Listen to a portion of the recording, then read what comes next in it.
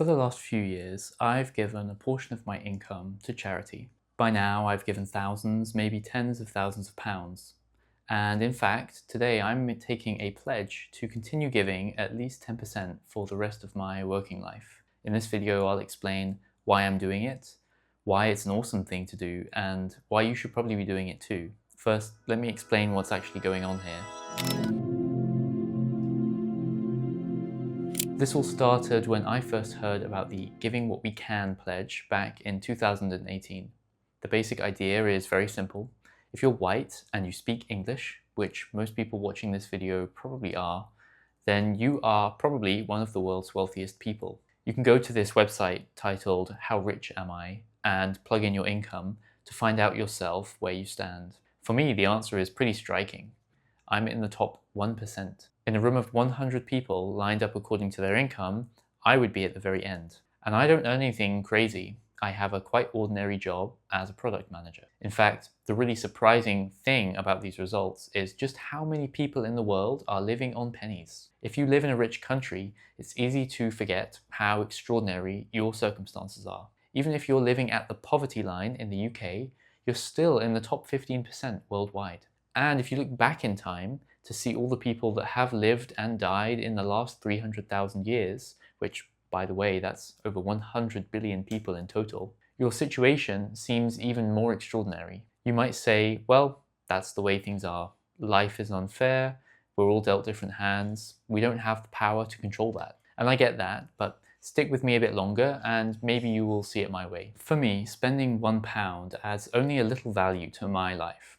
If I were to lose that pound, I probably wouldn't spend more than a minute trying to find it. But for something like 1 billion people, an extra £1 per week would literally double their income. And that pound can unlock things for those people that really matter. So, for example, it costs about £5 to provide a bed net treated with insecticide to a family that needs one.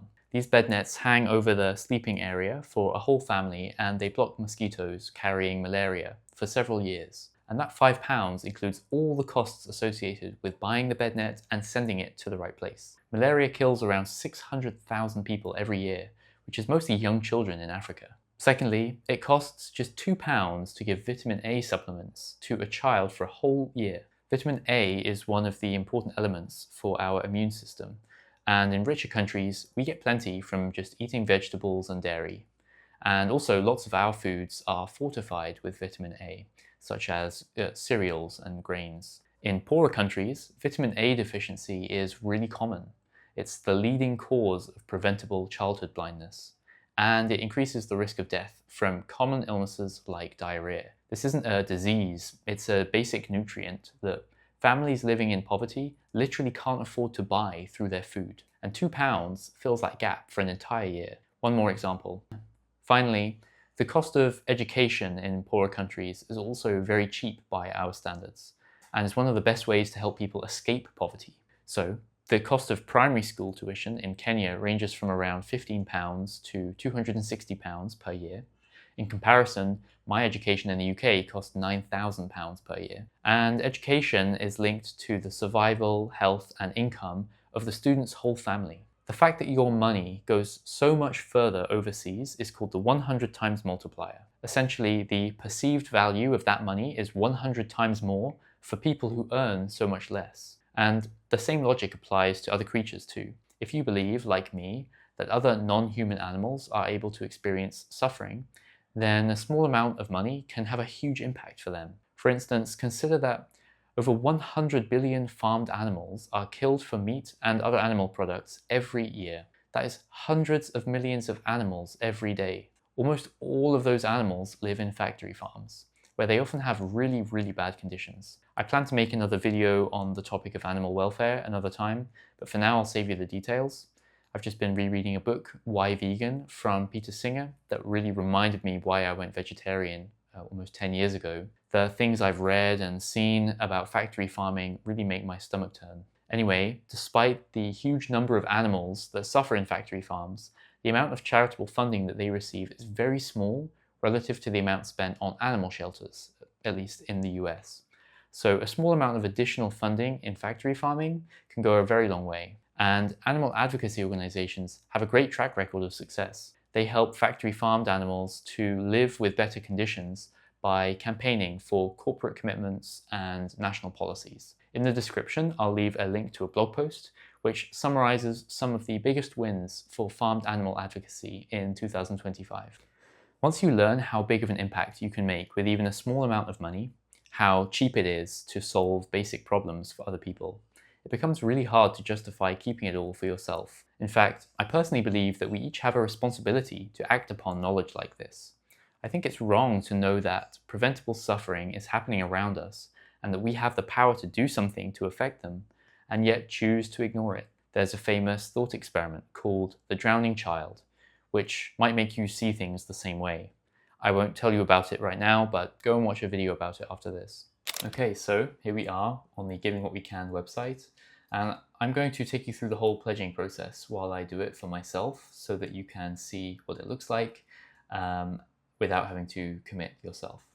So firstly, there's a bunch of amazing resources on here. So you can see some things we've already talked about are covered in deeper blog posts about where your income places you compared to everybody else in the world, and also how much more impact you can have by giving money effectively to the right charities. There's the How Rich Am I calculator, where you can put in your own numbers and see your results. And yeah, here's some information about the pledge that I'm going to be taking today. Some other people who've already taken the pledge. You can see there's now almost 11,000 people who've pledged, and they've collectively given almost $350 million altogether just through these pledges. So very powerful group we make altogether. And yep, let's go to the pledge page. You can see some more information about the 10% pledge. There is also the trial pledge, in case that's what you're interested in. And there's some stories here from other people who've taken the pledge, what it means to them. A bit more of a breakdown of what it really means to be a pledger. Some information here about what could be done if more money was donated to charity. And yeah, really great stuff here. Okay, now let's go to the pledge page, and I'll take you through the flow as I do it. Zoom in a little bit here. So firstly, my employment status, I am employed. So the pledge type, there's two options here. I can do the trial pledge. If I'm not sure I want to commit, I can just pledge a portion of my income or wealth for a period of time, like 6 months. But I'm going to be taking the 10% pledge for life. And again, you can customize the values here. I'm going to be committing to give 10% of my income or more. And for my wealth, 2% or more. So wealth here means if you are not earning an income or have a small income, but have a very large amount of wealth, then the 2% of your wealth, if it is higher than the 10% of your income, that would be what you give every year. There's some more information about that. I think 2% is a good starting point, and maybe I would adjust that later. Let's see. The commencement date, I'm going to set that to today. I'm logged in as Taylor Jones. This is me. And here I'm going to sign the pledge. I recognize that I can use part of my financial resources to do a significant amount of good. Since I can live well enough with less, I pledge that from March 13th, 2026, and for the rest of my life, or until the day I retire, I shall give at least the greater of 10% of what I earn, or 2% of my annual wealth, to whichever organizations can most effectively use it to improve the lives of others. I make this pledge freely, openly, and sincerely. All right. I'm going to paste in a message I already wrote earlier to answer this question, so I can spare you the process of watching me write it. And here we go. My first name, my last name. I'm going to click sign. All right. There it is. Pledge to give. Here's my pledge and my name and my signature. Looks like I'm number 11,101. And there it is. I'm going to go through the rest of this form now and fill in some personal details. And there's some other information on here that they will ask me for. So thanks for following along as I took the pledge today. Let's go back to the main video. I also care a lot about making sure my money is having the biggest impact it possibly can. It turns out that charities vary wildly in how much impact they can create with your money. Some charities have thousands of times the measurable impact that other charities do. And actually, you might be shocked to hear that the majority of charities have basically no measurable impact at all. So it really matters that you choose wisely. There are a handful of organizations out there who've been working for decades to figure out which are the most effective charities in the world. For example, if you're interested in global health and development, then look at GiveWell.